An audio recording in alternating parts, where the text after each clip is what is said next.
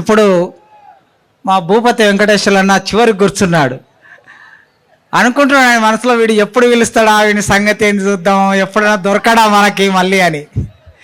అన్న భూపతి వెంకటేష్ అన్న, నువ్వు పాట పాడతావా ఎట్లా?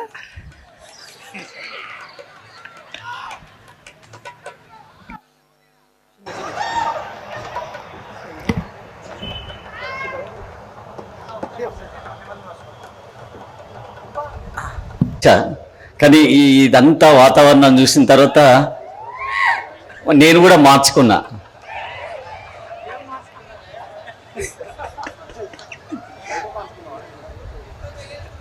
ఈ మధ్య సినారే గారు ఓ మాట అంటాడు, అరే బుక్ కల్చర్ పోయింది, లుక్ కల్చర్ వచ్చింది రా అని. ఆయన అన్నప్పుడు అర్థం కాలే.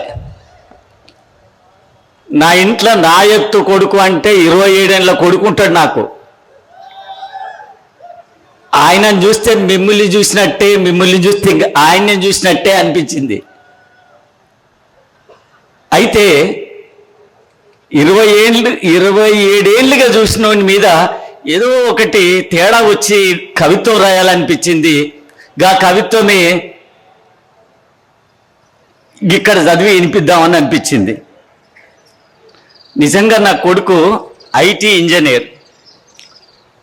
ఆడు మా తరం, ఈ తరం, యువతరం, సివిలైజేషన్, పోస్ట్ మోడర్నిజం, ఇలా ఆయన గారి మాటలు వింటుంటే ఇంతగా ఇంపుగా అనిపించాయి. చరిత్ర అడగకు నాన్న, చెప్పిందే విను. పుస్తకాల్లో ఏముంది, గూగుల్లోనే కొండంత.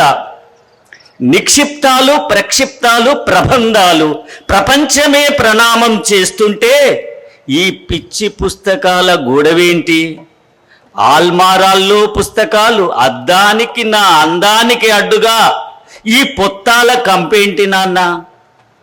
ఈ సోది ఆపి మా పనులు మాకున్నాయి వదిలేయండి అంటూ ల్యాప్టాప్ పై టకటక నర్తిస్తున్న మునివేళ్ళు కదలిక తప్ప మా మాటలే మనసుకెక్కలే. నిశ్శబ్ద మనసులు, నిశ్చల చూపులు, నిరంతర చాకిరి, రోబోలా రొటీన్ లైఫ్.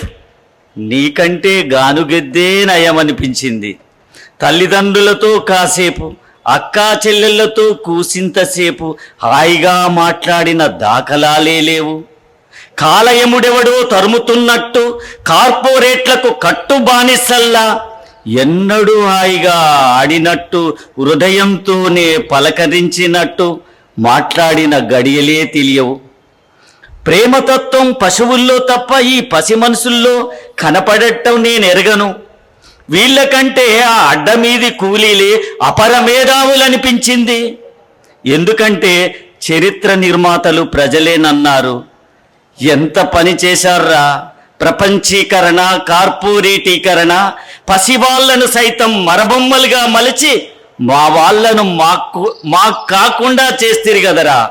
వ్యవస్థను మార్చడానికి, ఈ వ్యవస్థను మార్చడానికి ఎన్ని శాపాలైనా పడతాను, ఎంత నిర్బంధాన్నైనా నేను ఎదిరిస్తాను. Thank you.